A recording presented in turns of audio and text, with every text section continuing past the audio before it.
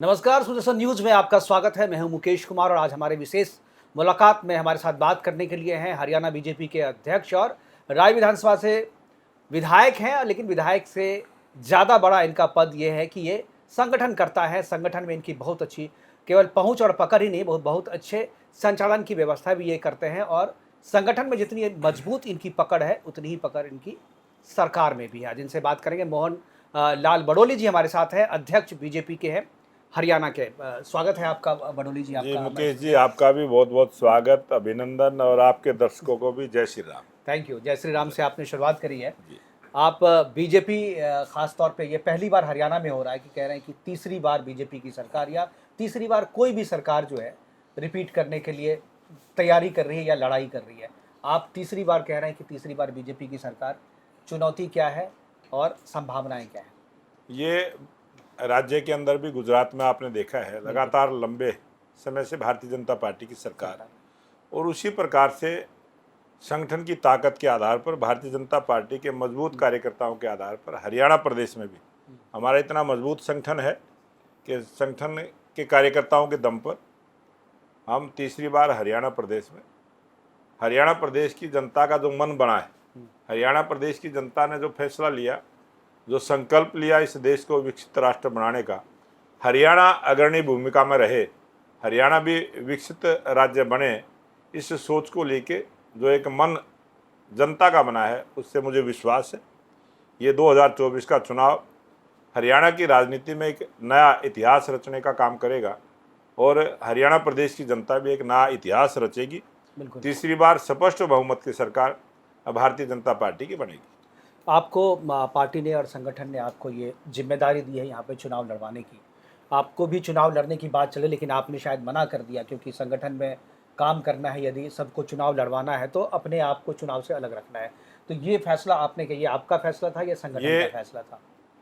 ये बिल्कुल मेरा अपना फैसला, एक जिम्मेवारी मानते हुए, क्योंकि मैंने जिस प्रकार से देखा लोकसभा चुनाव में हमारे प्रदेश के मुख्यमंत्री खुद उपचुनाव में थे, हमारे प्रदेश के पूर्व मुख्यमंत्री खुद चुनाव में थे, और हमारे जो बड़े नेता थे वो बहुत सारे सब चुनाव में लगे थे, और चुनाव के जो हमारे संगठन के प्रभारी थे विप्लव कुमार देव जी भी, वो भी त्रिपुरा चुनाव में लगे थे। पूरे देश में चुनाव थे और कहीं थोड़ी बहुत जो कमी कार्यकर्ताओं को संभालने की रही, उसको ध्यान में रखते हुए जो हरियाणा प्रदेश के 20,629 बूथ हैं, प्रत्येक मेरे बूथ का अध्यक्ष, बूथ की पूरी टीम, हमारे 313 मंडलों के अध्यक्ष, हमारे 22 जिलों के अध्यक्ष और प्रदेश के अध्यक्ष की जिम्मेवारी बनती है कि कार्यकर्ताओं के साथ मिलकर जनता का आशीर्वाद लेके स्पष्ट बहुमत की सरकार हरियाणा प्रदेश में भारतीय जनता पार्टी की बने। और इसी की जिम्मेवारी लेते हुए मैंने ये फैसला लिया कि मैं सभी 90 विधानसभाओं पर कार्यकर्ताओं को एकजुट करके इस चुनाव को लड़ेंगे, और हरियाणा की जनता ने जो मन बनाया है उस मन के ऊपर भारतीय जनता पार्टी का पूरा संगठन खरा उतरने का काम करेगा। और सरकार गरीब हितैषी सरकार, गरीब कल्याण की योजनाओं को लेकर चलने वाली सरकार, किसानों की हितैषी, महिलाओं के सम्मान को रखने वाली ऐसी सरकार, और युवा बच्चों को रोजगार देने वाली सरकार तीसरी बार हरियाणा प्रदेश में बने, इस बात को लेकर हम चुनाव में जाएंगे। बिल्कुल, तीसरी बार सरकार बनाने के लिए आपने बहुत सारे फैसले लिए। आपने जैसे उनमें से एक फैसला ये था कि आपने मुख्यमंत्री का चेहरा बदला। आपने नायब सिंह सैनी जी आए हैं और उसके बाद से ताबड़तोड़ जो है घोषणाएं कर रही है सरकार, ताबड़तोड़ काम भी हो रहे हैं, और वो सारे काम जो पिछली सरकारों में आप नहीं कर पाए थे वो भी काम आपने किया। मैं एमएसपी की बात कर रहा हूँ, जो इतना बड़ा फैसला सरकार यहाँ पर लेती है एमएसपी का, लेकिन जनता के बीच में ये फैसला अभी तक गया नहीं। मुझे लगता है कि कहीं ना कहीं कम्युनिकेशन गैप है या क्या है? मुकेश जी, आपके के माध्यम से अपील भी करूंगा, जनता से निवेदन भी करूंगा कि जिस प्रकार से एक सैनिक का बेटा, हमारे लोकप्रिय मुख्यमंत्री नायब सिंह सैनी जी एक पूर्व सैनिक के बेटे हैं, और एक ऐसे किसान परिवार से हैं जिन्होंने खुद खेती की है, किसानी को जानते हैं और उनको किसान के दर्द का एहसास है। मैं ये मानता हूं कि उसी बात को ध्यान में रखते हुए मुख्यमंत्री जी ने हरियाणा प्रदेश पहला प्रदेश बना है पूरे देश में जो हरियाणा का किसान जो 23 फसलें उगाता है, 23 की 23 फसलें एमएसपी पर खरीदने की गारंटी जो सरकार ने ली है और उसको लागू किया है, बहुत बड़ी उपलब्धि है। और आज क्योंकि जब से ये एमएसपी लागू किया है उसके बाद हमें पता है किस प्रकार से किसानों के अंदर क्रेज बढ़ा है। बिल्कुल। और जो एक बहुत बड़ा फैसला जो आज तक किसी सरकार ने नहीं लिया किया था, बिल्कुल। कि जब बारिश कम होने का अंदेशा हुआ और हमें लगा कि किसान की फसल की लागत बढ़ी है, बिल्कुल, तो किसान को राहत देने के लिए प्रति एकड़ 2,000 रुपये, 552 करोड़ रुपए का मुआवजा सीधा किसान के खाते में ट्रांसफर कर दिया गया है। और ये हमने करके बताया है जनता को, किसानों को जो इतनी बड़ी राहत दी है, सीधी उनके खाते में पैसा देने का काम किया है। ये बहुत बड़ा काम हुआ है। और मैं ये मानता हूँ कि हमारे मुख्यमंत्री नायब सिंह सैनी बड़ी सोच को लेके और किसान हमारा सक्षम हो, क्योंकि ये कृषि प्रधान प्रांत है, बिल्कुल, और उसको ध्यान में रखते हुए किसानों के लिए बड़ी योजना लेके आए। बिल्कुल। बड़न साहब, एक जो चीज़ जो जनता में है, ख़ासतौर पे हरियाणा की सरकार से जो उम्मीद थी, जो हिंदूवादी जो हमारे आपकी जनता है, यहाँ के जो लोग हैं, उनको ये लगता है कि शायद उनके एजेंडे पे सरकार जो है काम नहीं कर रही। ख़ासतौर पे हर एक यात्रा, मैं ब्रिजमंडल यात्रा की बात करूँगा जो हर एक साल होती है, उसमें हमेशा पुलिस के घेरे में लोगों को ये यात्रा करनी पड़ती है। मैं आपके चैनल के माध्यम से मुकेश जी ये स्पष्ट करना चाहता हूं कि भारतीय जनता पार्टी की जो सोच है और जो हमारी नीति है और जो हमारी नीयत है, जहाँ जहाँ भी हमारी सरकारें बनी, जहाँ भारतीय जनता पार्टी की सरकार बनी, कभी वहाँ कोई जातीय दंगा नहीं हुआ, सांप्रदायिक हिंसा नहीं हुई, और कानून का सख्ती के साथ पालन करने का काम किया है। और कांग्रेस पार्टी के राज में पूरे देश में ऐसा वातावरण रहा, जब कभी हिंदुओं का कोई त्यौहार आया तो वहाँ पर कड़े पहरे के अंदर इस प्रकार की व्यवस्था करने का काम किया।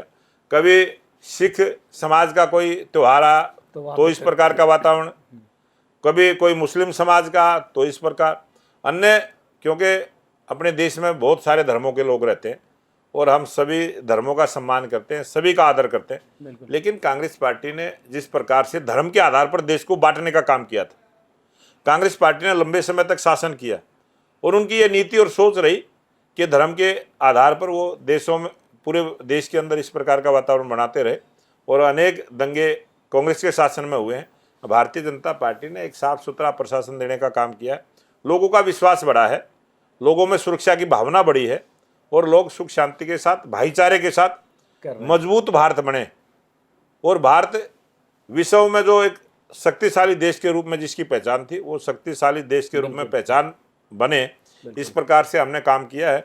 और मैं ये मानता हूँ आज सभी धर्मों का आदर करते हुए देश में अमन और शांति का माहौल है। लेकिन अभी आपके जो सुरेंद्र पवार हैं यहाँ से, उनके बारे में लोग कह रहे हैं कि वो तो मुसलमान है, नाम भले हिंदुओं वाला है, लेकिन ये मुसलमान क्यों कह रहे हैं लोग? ये इस प्रकार की जो बात है, जनता में क्या परसेप्शन है, जनता किस प्रकार से सोचती है, ये जनता का विषय है, मैं उसमें जाना नहीं चाहता। लेकिन इसमें किसी प्रकार की राजनीति नहीं है। अच्छा, जनता जो सच है वो बोलती है, उसमें कोई किसी प्रकार की राजनीति नहीं है। वो कोई भी नहीं, दो तरीके से जब देश आज़ाद हुआ उस समय अपने देश के अंदर भी, मेरा जो गांव है, मेरे साथ लगता बसोती गांव है, वहाँ पे मुस्लिम भाई हैं, यहाँ खेवड़ा गांव है, मुस्लिम आबादी है, हमारे साथ जो बच्चे पढ़ते थे उनके सबके हिंदू नाम हैं, नाम से पहचान नहीं हो सकती। बाद में जैसे जैसे कांग्रेस शासन आगे बढ़ा और कांग्रेस पार्टी के राज में इस प्रकार का एक वातावरण बना, आज आप देखेंगे मेवात के अंदर यही मेव भाई मुस्लिम धर्म को भी निभाते थे, हिंदू जैसे शादी भी होती थी तो उसके बाद फेरे लेते थे, उसी रीति रिवाज से रहते थे। मुसलमान भी इस प्रकार से, अगर आप वहां जाएंगे देखेंगे वो बहुत लंबे समय तक, और एक दौर तो ऐसा भी आया था कि वो सब घर वापसी करना चाहते थे, लेकिन कांग्रेस की राजनीति ने वो घर वापसी नहीं होने दी और देश में इस प्रकार का वातावरण बना रहे। कांग्रेस पार्टी शासन करने के लिए देश को बांटती रही, समाज को बांटती रही, धर्मों को बांटती रही। ये कांग्रेस पार्टी की फितरत में है, ये उनके विचार में। लेकिन आपने ये सही कहा, आपने मेवात वाला भी जो दंगा हुआ था पिछले साल, उस मेवात के दंगे में कांग्रेस के विधायक का नाम आया, पूछताछ हुई, लेकिन उसे भी कोई बहुत ज़्यादा सबूत लेकर के बातचीत नहीं हुई, उन्हें तो एक दिन में ही छोड़ दिया गया। सरकार आपकी थी, वो सरकार हमारी थी, लेकिन हम कानून का पालन करने वाले लोग हैं। हम कभी भी किसी भी प्रकार से द्वेष भावना रख के किसी को फंसाने का काम नहीं करते। वो निष्पक्ष जांच सरकार की एजेंसी है, पुलिस विभाग है और शायद जो शायद बाकी आप विभाग शायद हैं। आप ये कहते कहते रुके कि सरकार मेरी है, सिस्टम उनका है। नहीं नहीं नहीं, क्योंकि सिस्टम देश का है, हाँ। कानून का सिस्टम है, हम्म, मेरा नहीं है। हम्म, हमारी जिम्मेवारी बनती है कि जो सरकारी तंत्र है वो कानून के अनुसार काम करे। ये जिस पार्टी की सरकार है उसकी जिम्मेवारी है बिल्कुल और उसको हम पूरी नियत के साथ, ईमानदारी के साथ पूरा करने का काम करते हैं। बिल्कुल। इस बार कांग्रेस भी दांव ठोक रही है कि भाई 2 बार नॉन जाट मुख्यमंत्री हो गए, इस बार तो हम जाट का मुख्यमंत्री लाएंगे। और भूपेंद्र सिंह हुड्डा जो है बड़ा ताल ठोक रहे हैं। ये मुकेश जी जो बात आपने कही, हाँ, हमने नारा दिया हरियाणा एक हरियाणवी एक, और हमने लोगों के हर मंच से कहा, हर बार का, और हमारी ये सोच है एक भारत श्रेष्ठ भारत। हमारा जो मकसद है इस देश को मजबूत करने का मकसद है। छोटा सा प्रांत है हरियाणा, इसको अगर हम जातियों में बांटने का काम करेंगे तो यह देश के साथ गद्दारी है, समाज के साथ गद्दारी है। और कांग्रेस पार्टी इस प्रकार का काम करती है। कांग्रेस पार्टी के नेता बड़े बड़े मंचों पर आकलन देते हैं कि इतने % ये कास्ट हमें मिलेगी, इतने % ये मिलेगी। इस प्रकार से उन्होंने थ्योरी बना रखी है और वो उस पर काम करते हैं। लेकिन मैं मानता हूं कि हरियाणा प्रदेश की जनता बड़ी जागरूक जनता है और हरियाणा प्रदेश की जनता को पता है कि हरियाणा एक हरियाणवी एक का जो नारा देने वाली भारतीय जनता पार्टी की सरकार आज वर्तमान में है। अगर यही नायब सिंह सैनी किसी जाट परिवार में पैदा होते तो क्या ये हरियाणा के नहीं होते? बिल्कुल। ये यही काम करते। तो ये किसान परिवार से है और किसान, हमने कहा है किसान है, महिला है, गरीब है और युवा है। इस देश के अंदर 4 वर्ग हैं, चारों वर्गों का सम्मान हमने करना चाहिए और जातिवाद में इस देश को धकेलने से बचाना चाहिए। तो कांग्रेस जो ये कह रही कि जातीय जनगणना करेंगे हम जब सरकार में आएंगे, तो हरियाणा में भी करने का एजेंडा रखा हुआ है। ये तो आप लोग इसका विरोध करेंगे अपने एजेंडे में ला करके घोषणा पत्र में? ये हमारा राष्ट्रीय नेतृत्व इन सब चीज़ों पर अध्ययन करते हैं, सोचते हैं। जिस प्रकार की राष्ट्रीय सोच हमारी बनेगी, ये मुद्दा ऐसा है, ये अकेले हरियाणा का नहीं है। आज प्रदेश अध्यक्ष हरियाणा होने के नाते ये राष्ट्रीय मुद्दा है, इसकी बात हमारे राष्ट्रीय नेतृत्व करेगा। बिल्कुल। एक चीज़ बड़ोली जी बड़ा देखा जा रहा है, पूरे देश में देखा जा रहा है, खासतौर पे हरियाणा में विशेष तौर पे देखा जा रहा है कि दलित और मुस्लिम का जो कॉम्बिनेशन, जो पहले जो दलित थे उनको हिंदुओं से अलग करने की कांग्रेस की एक साजिश है। और हिंदुओं से अलग करके हमेशा उनको आंकना, हमेशा उनकी समाज में जाकर ये कहना कि तुम हिंदू नहीं हो, तुम ये हो। और मुस्लिम उनके खिलाफ जितने भी अत्याचार करते हैं उनको पर्दा डालने का काम, और जितने भी अत्याचार आपके केसेस आए हैं कांग्रेस उन पर पर्दा डालती है। और दलितों को हिंदुओं से अलग करने की उनकी मुहिम एक चल रही है। ये जो मैंने पहले भी आपको कहा, कांग्रेस पार्टी की पुरानी सोच है, पुरानी नीति है। और बहुत सारा पीछे का इतिहास देखेंगे तो कांग्रेस के जो बड़े नेता हैं वो इस प्रकार से करते रहे हैं। लेकिन आज मैं ये मानता हूं कि भारतीय जनता पार्टी के साथ बहुत सारी सीटें आपको ऐसी मिलेंगी, बहुत सारे हमारे विधायक हैं, बहुत सारे हमारे सांसद हैं। आज हमारे जो लोकसभा के सांसद त्रिपुरा के पूर्व मुख्यमंत्री विप्लव कुमार देव जी जीत के आए। आप आकलन करिए, आजकल तो नेट पे सब कुछ है। बिल्कुल।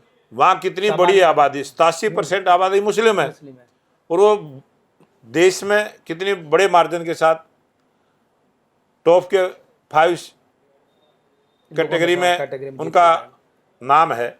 और इतनी अगर मुस्लिम आबादी इतनी बड़ी है तो उन्होंने वोट दिया है। आज देश के अंदर बहुत बड़ा ऐसा प्रत्येक धर्म का व्यक्ति भारतीय जनता पार्टी के जो नीति है, जो नियत है, जो काम करने का तरीका, उसको वोट करते हैं और उस काम को हम आगे बढ़ा रहे हैं। बिल्कुल। एक परसेप्शन बिल्ड करने की कोशिश की जा रही है जनता के बीच में। लोकसभा चुनाव 2024 में जो हुए उसमें बीजेपी की संख्या कम हो गई, सांसदों की संख्या। तो बीजेपी जो कांग्रेस है और जो जेजेपी है जो आपसे अलग हो गई है, ये एक परसेप्शन बिल्ड करने की कोशिश कर रहे हैं कि बीजेपी को जनता जो है अब रिजेक्ट कर रही है। सो इसलिए जो है आप हमें ये वातावरण लोकसभा चुनाव में बनाया, और लोकसभा चुनाव में बनाने के बाद इन्होंने एक बहुत बड़ी झूठ बोलने का काम किया। संविधान को हाथ में लेके आपने देखा है, मंचों से कहा गया, आपने देखा संसद के अंदर भी किताब को हाथ में लेके झूठ बोला गया। और बहुत सारी झूठे कांग्रेस पार्टी ने बोली है। लेकिन मैं ये मानता हूँ कि झूठ एक बार बिकती है, कांग्रेस का झूठ एक बार बिक चुका है, देश की जनता जान चुकी है। इस विधानसभा चुनाव में कांग्रेस की झूठ नहीं चलेगी और कांग्रेस ने जो सपने सजोए हैं वो सपने उनके अधूरे रह जाएंगे। बिल्कुल। एक जो चुनौती आपके सामने है, आप संगठन के आदमी हैं, संघ परिवार से जुड़े हैं लंबे समय से, आप मुझे लगता है पूरा जीवन आपने संघ को दिया है।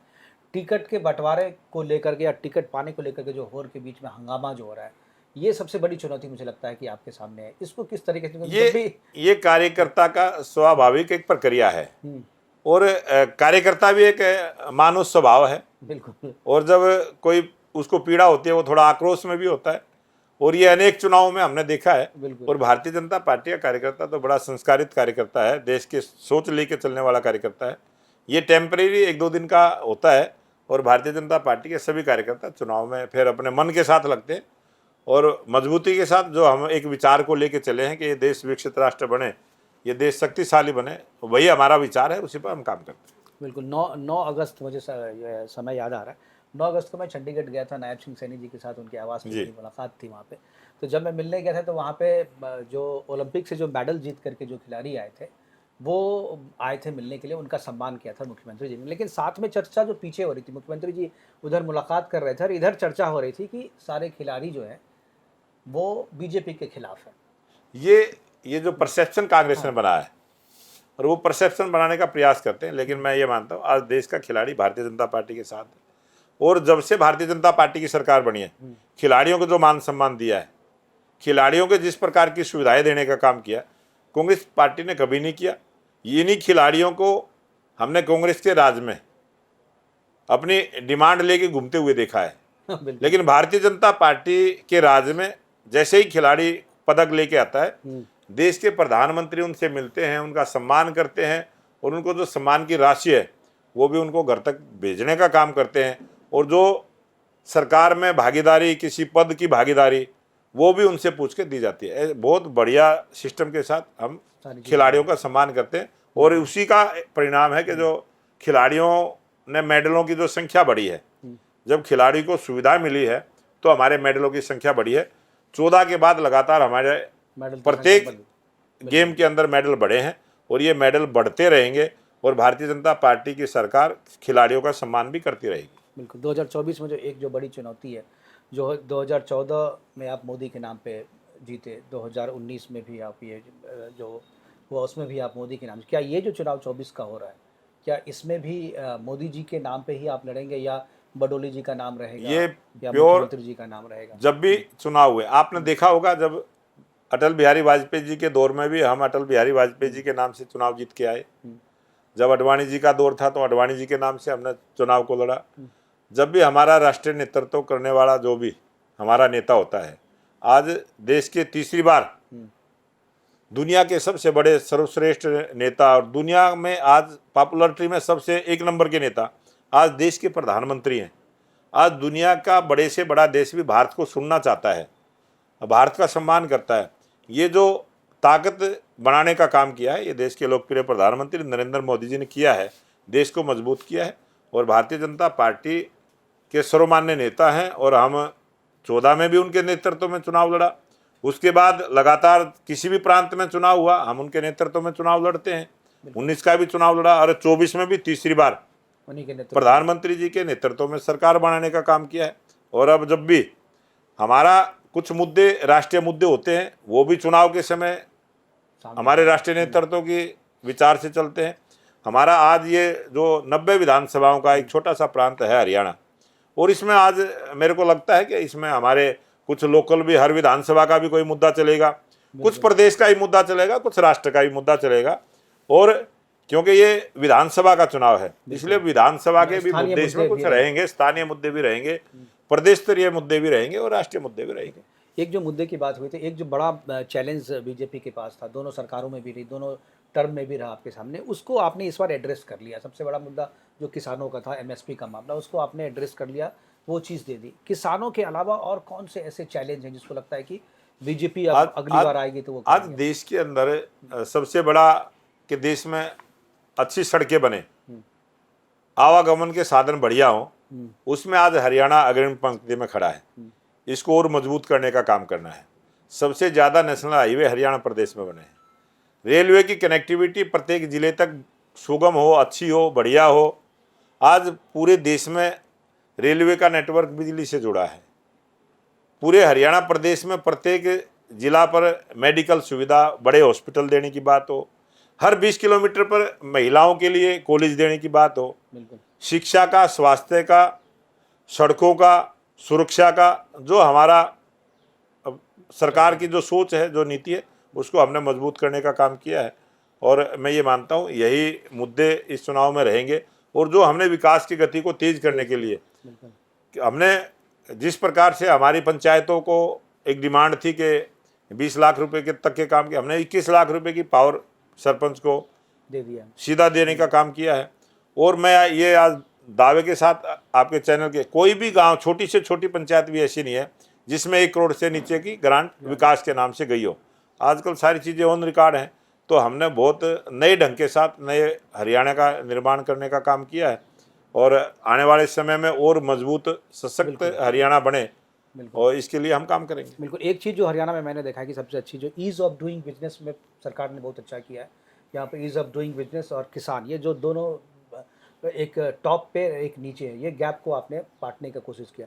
लेकिन एक जो चैलेंज मुझे लगता है जो अभी कोलकाता वाला मसला है, महिलाओं की सुरक्षा को लेकर के पूरे देश में इस पर चर्चा हो रही है। हरियाणा में भी महिला के लिए बहुत सरकार ने किया है। क्या लगता है कि कुछ विशेष करने की ज़रूरत है अभी और हरियाणा में महिला सुरक्षा को लेकर? हरियाणा प्रदेश एक पहला ऐसा प्रांत बना जिसमें महिलाओं की सुरक्षा को लेके, महिलाओं के सम्मान को लेके और महिलाओं की शिक्षा से, स्वास्थ्य से, हर प्रकार की महिलाओं को लेके हमने बहुत सारा काम किया है। शिक्षा के क्षेत्र में मैंने आपको बताया हर 20 किलोमीटर पर महिला के लिए पढ़ने के लिए कॉलेज। स्वास्थ्य के बारे में मैंने बताया हर जिला हेडक्वार्टर पर, सब डिवीजन लेवल पर भी हॉस्पिटल बनाने का काम किया है। उसके बाद महिलाओं की भागीदारी राजनीति में भी हो, ये भी सुनिश्चित और किया। पंचायतों के अंदर 50% की भागीदारी देना, नगर पालिका, नगर परिषद, नगर निगम, इस प्रकार का पहला प्रांत हरियाणा बना है जो महिलाओं को इतना बड़ा सम्मान देने का काम किया। उसके बाद आपने पूरे देश ने देखा है कि जो 33% का रिजर्वेशन है विधानसभा और लोकसभा में, जो कांग्रेस पार्टी इतने लंबे समय से अटका कर रखा, जिसने पास नहीं होने दिया, उसको हमने पास करने का काम किया है। महिलाओं के लिए बहुत सारे ऐसे हमने काम किए हैं और हमने हर समाज के लिए काम किया, किसान के लिए किया है, महिलाओं के लिए किया, युवाओं के लिए रोजगार के साधन उपलब्ध हों, इसलिए हमने दुनिया के बहुत सारे ऐसे देश हैं जो नए नए उद्योग अपने देश में लगे हैं। हरियाणा अग्रिम पंक्ति में है। हरियाणा में आज मैं ये मानता हूँ जितना भी प्राइवेट सेक्टर में जॉब है 50% हरियाणा से बाहर का व्यक्ति जॉब में है। तो हरियाणा रोजगार देने वाला प्रांत बना है। आज हरियाणा में बेरोजगारी की जो सरकारी रोजगार की भीड़ लगी है उसको भी हमने देने का काम किया। बहुत बड़ी संख्या में 1,45,000 1,47,000 के आसपास आंकड़ा है जो टोटल रोजगार दिया है। 1,20,000 बच्चों को नियमित करने का काम किया है। वो सारे और अभी आपने देखा भी होगा, अभी हेल्थ डिपार्टमेंट में भी बहुत लोगों को नियमित किया है उन्होंने। अभी 24,000 नौकरियां हमारी पाइपलाइन में थी। बिल्कुल। और कांग्रेस ने जो भर्ती रोको गैंग बना रखा है, भर्ती रोको गैंग हर दफे कोर्ट में खड़ा हो जाता है जाके, और उसके बावजूद भी हमने कानूनी पक्ष रखते हुए सर्वोच्च न्यायालय के द्वारा या हाई कोर्ट के द्वारा भी भारतीय जनता पार्टी की जो सरकार की नीति थी उसकी सराहना की गई, उसको मान्यता दी गई। और सारी जितनी भी हमारी भर्तियां हुई हैं कोई भी कोर्ट में नहीं अटका पाए, वो उन्होंने प्रयास किया, उन्होंने लीड करने का काम किया और ये बहुत बड़ा हमारे बेरोजगार युवाओं के साथ खिलवाड़ किया है। अभी भी 24,000 नौकरियां ऐसी हैं जो कांग्रेस पार्टी ने एक वकील के माध्यम से उसको रुकवाने का काम किया है। हम प्रयास में है, हो सकता है वो जल्दी इसी चुनाव के बीच में भी वो हो सकता है। बिल्कुल। एक चीज़, चुनाव को अब इंटरव्यू को खत्म करने का वक्त हो रहा है। आपके जो साथी थे पुराने जेजेपी दुष्यंत चौटाला, उसको क्यों अलग किया है? वो क्यों अलग हुए, क्या वजह रही उसको जो आपसे साथ वो छोड़ दिया आपका? ये राजनीतिक हरियाणा प्रदेश की जनता ने जिस प्रकार का मैंडेट दिया और 40 विधायक और निर्दलीय विधायक 10 विधायक जेजेपी के, जिस प्रकार का सिनेरियो बना, तो सरकार चलाने के लिए, सरकार बनाने के लिए जो 46 विधायकों की आवश्यकता थी वो संख्या हमारी पूरी नहीं थी। उस संख्या को पूरी करने के लिए हमने सरकार चलाने के लिए गठबंधन किया और हमने एक अच्छी सरकार उनके साथ चलाने का काम किया, देश को आगे बढ़ाने का, प्रदेश को आगे बढ़ाने का काम किया है। और जब चुनावी गठबंधन की बात आई उस समय उनकी कुछ डिमांड थी, हमारी कुछ डिमांड थी। उसका जब तालमेल नहीं हुआ तो फैसला हुआ कि वो उन्होंने अपने एजेंडे पर चुनाव लड़ा, हमने अपने एजेंडे पर चुनाव लड़ा। राजनीतिक विचारधारा जो है, राजनीतिक विचारधारा कहीं ना कहीं आ गई, इसलिए आप लोग अलग हो गए। हर पार्टी की राजनीतिक विचारधारा, काम करने का तरीका अलग होता है, लेकिन सरकार चलाने के लिए जो हमने एक गठबंधन का धर्म पूरी नियत के साथ, ईमानदारी के साथ निभाया और उनको बराबर का भागीदारी दी।